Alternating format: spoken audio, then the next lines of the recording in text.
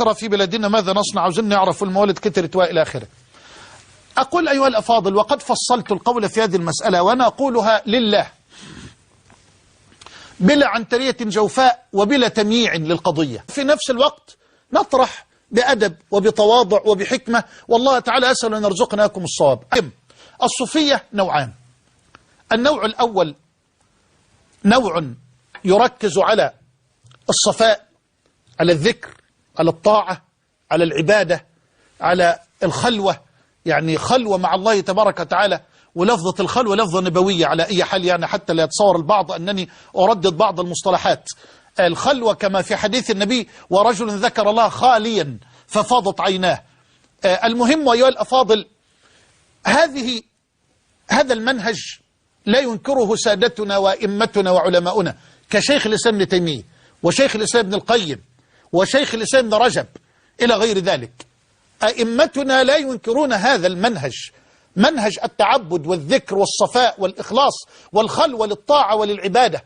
هذا لا ينكره عاقل.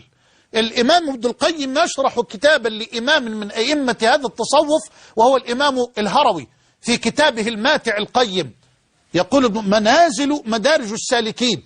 كتاب مدارج السالكين لشيخنا ابن القيم إنما هو شرح لكتاب منازل السائرين للإمام الهروي، وهو إمام من أئمة التصوف الذي ذكرته، هذا الإمام الجنيد، الإمام سهل ابن عبد الله التستري أو التستري وغيرهم. هؤلاء الذين يقولون من خرج عن الكتاب والسنة فقد ضل، منهجهم الكتاب والسنة على العين والرأس. وأنا لا أتصور أن أحدا من علمائنا القدامى أو المعاصرين ينكر هذا المنهج أبدا، الذي يقوم على الذكر وعلى الاستغفار وعلى التبتل والتضرع وقراءة القرآن والدعاء المنضبط بالكتاب والسنة.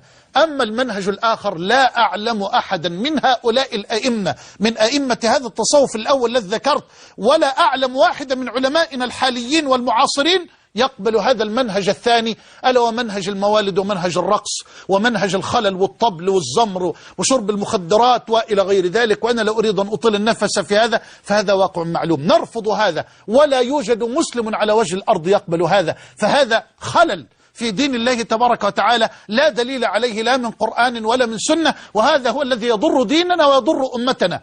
وأسأل الله سبحانه وتعالى أن يرد الأمة إلى الحق ردا جميلا. هذا هو الإنصاف والعدل الذي أدين الله تبارك وتعالى به، وأسأل الله أن يجعلنا وكم من الصادقين.